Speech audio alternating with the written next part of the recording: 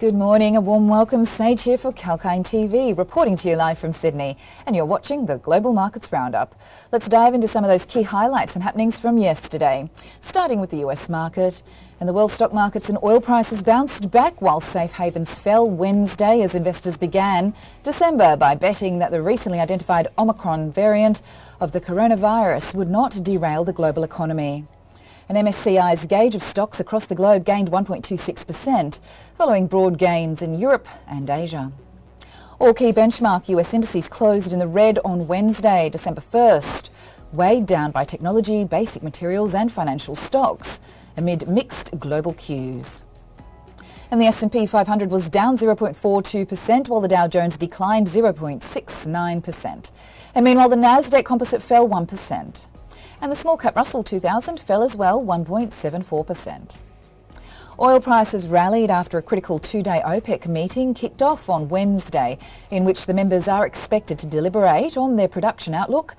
And meanwhile, on Wednesday, the Organisation for Economic Cooperation and Development said that the US inflation would average 4.4% in 2022, against its earlier forecast of 3.1% in September.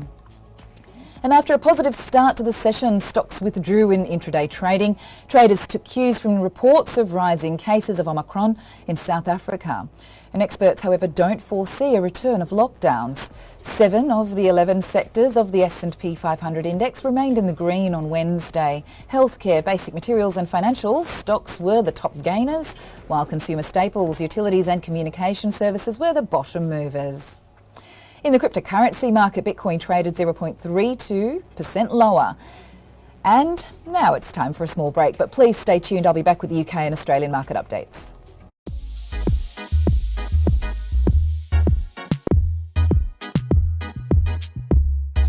Hi there, James Preston for Kalkine TV.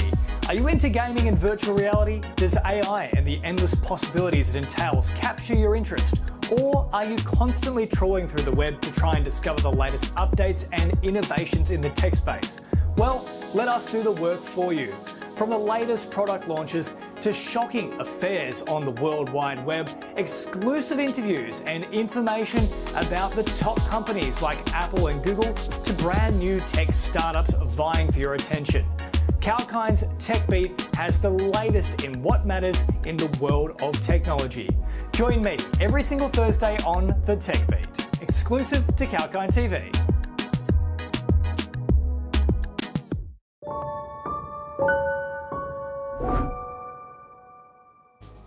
Welcome back. I'm Sage, you're watching the Global Markets Roundup show by Kalkine TV.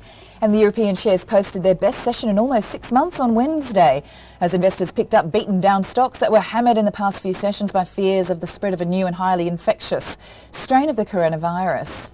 And the Pan-European Stock 600 rose 1.7%, recovering from a sharp sell-off in the previous session that had sent it to a 7-week low. And the index ended November with a 2.6% drop and is 4% away from the record high it hit in the middle of last month. The London equities gained strength on Wednesday, with the domestic benchmark index FTSE 100 appreciating well above the psychological level of 7,100. And during the day, the market index touched a session high of 7,182.01. Shares of BT Group topped the index, with the stock advancing nearly 5%, while the equity components of Ocado Group and Croda International lost 3% each.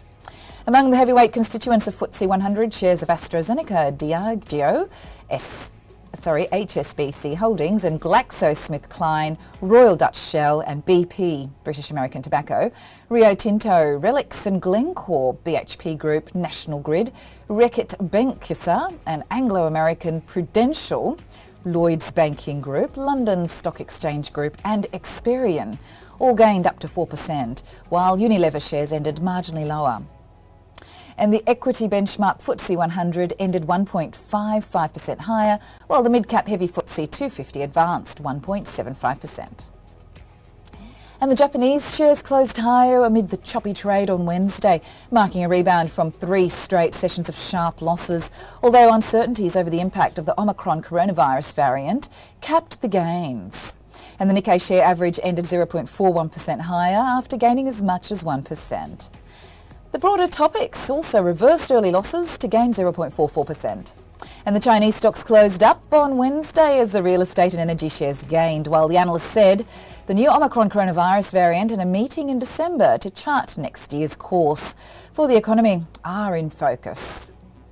And the blue chip CSI 300 index ended 0.2% higher, while the Shanghai Composite Index gained 0.4%.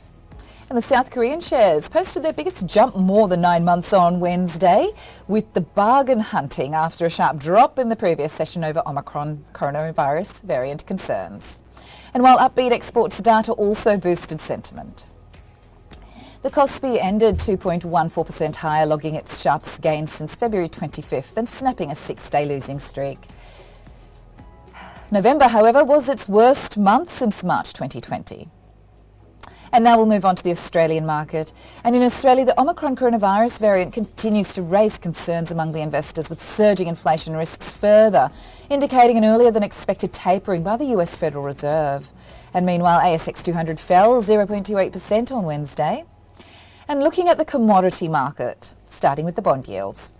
And the US Treasury yields bounced on Wednesday as investors priced in that Fed would speed up the pace of its bond taper and will raise rates as soon as mid-2022.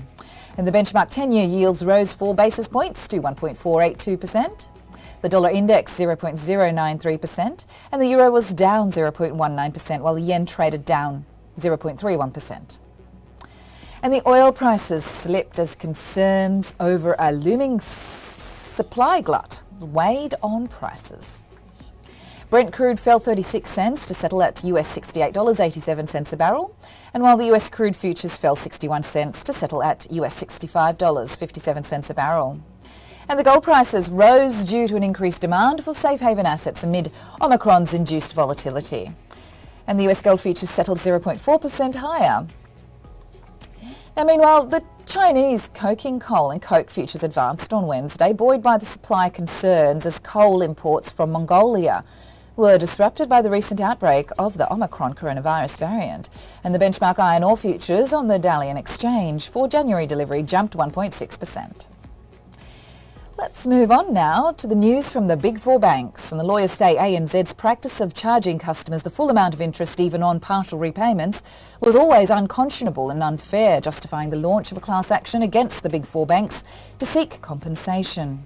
And in a release to the ASX on Wednesday, ANZ acknowledged the Fee Finney McDonald class action, which relates to the charging of retrospective credit on so-called interest-free credit card products.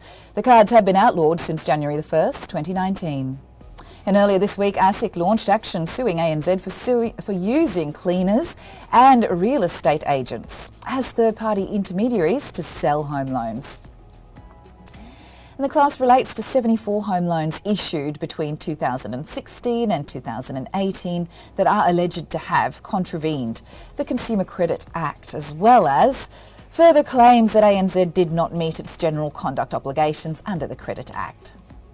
And some of the alleged misconduct occurred until June of 2020. The National Australia Bank was also fined $15 million for a similar scheme that put consumers at risk of fraud and entering loans that were unsuitable. And thank you for joining us on that report. But that is all for now, and keep watching Kalkine TV for more of the market updates. Till then, Sage signing off for now.